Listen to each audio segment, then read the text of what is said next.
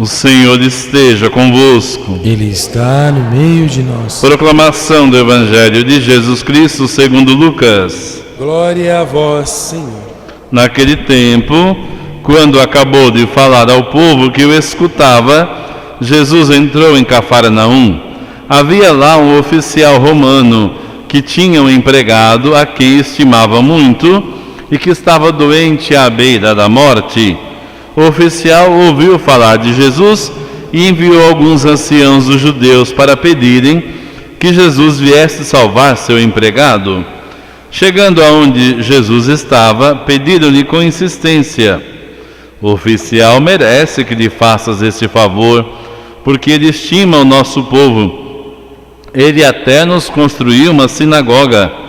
Então Jesus pôs-se a caminho com eles. Porém, quando já estava perto da casa, o oficial mandou alguns amigos dizerem a Jesus: Senhor, não te incomodes, pois não sou digno de que entres em minha casa. Nem mesmo me achei digno de ir pessoalmente ao teu encontro.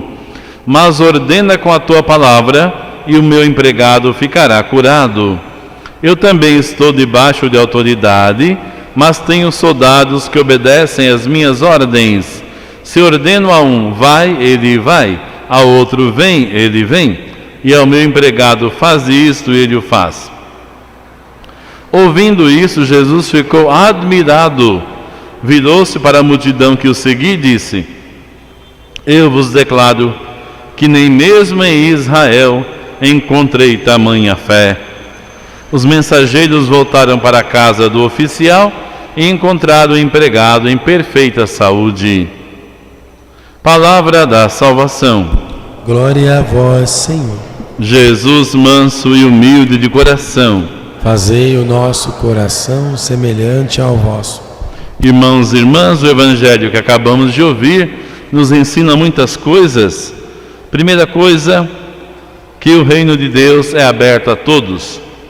No trecho de hoje, um oficial romano, portanto, alguém que representa o poder opressor, uma pessoa do exército romano, graduado, um oficial, tinha um empregado doente, mas ele gostava muito desse empregado. Ele ouviu falar de Jesus e pediu que os chefes dos judeus fossem suplicar a Jesus que viesse salvar seu empregado.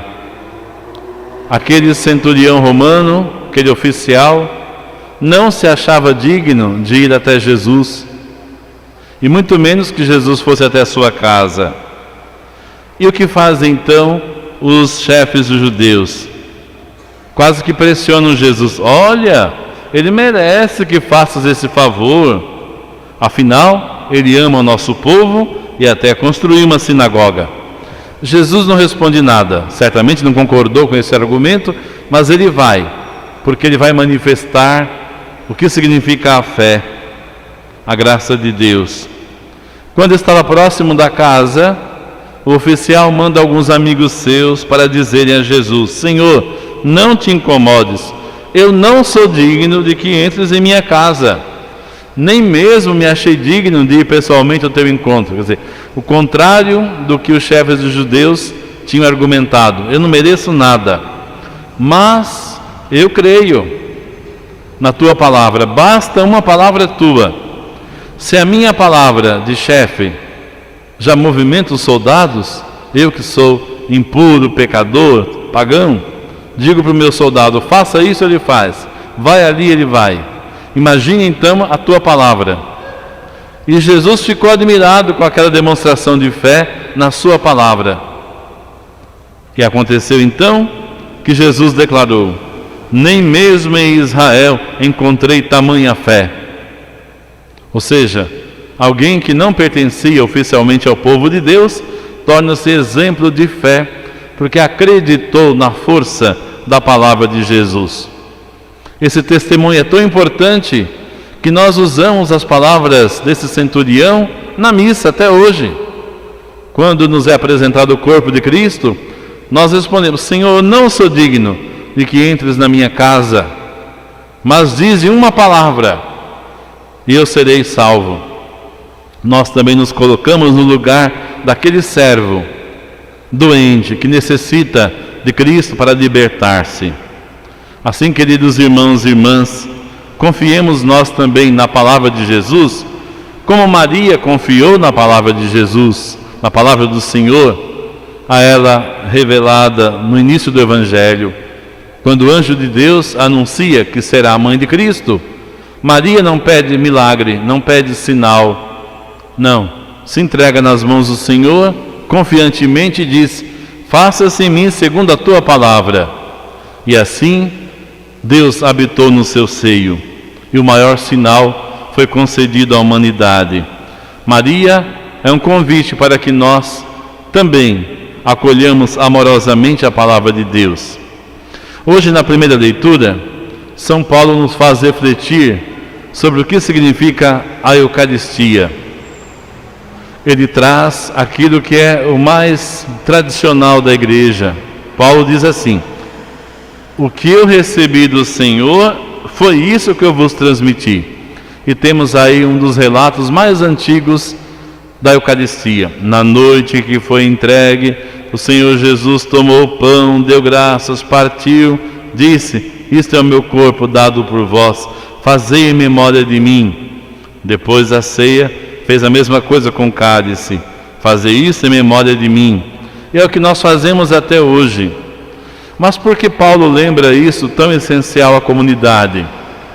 Porque no início da nossa igreja, há quase 2000 anos atrás, a Eucaristia era celebrada durante uma ceia.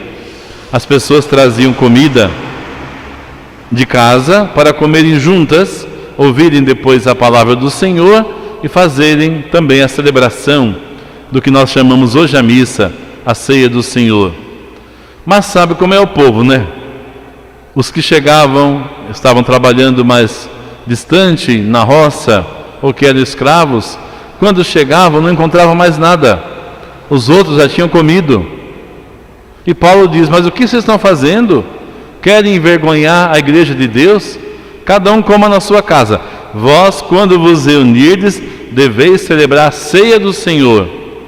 É por isso que, rapidamente, deixou-se de lado esse costume e passou-se apenas a celebrar a ceia espiritual, a ceia do Senhor, como nós celebramos hoje e aqui chamamos de missa. Portanto, meus irmãos, quando vos reunirdes para a ceia, esperai uns pelos outros. Paulo não proíbe aquela modalidade, mas está mostrando o verdadeiro sentido da Eucaristia, que é a ceia do Senhor, celebrar o sacramento, proclamando a morte do Senhor até que Ele venha. É o que estamos realizando aqui hoje também.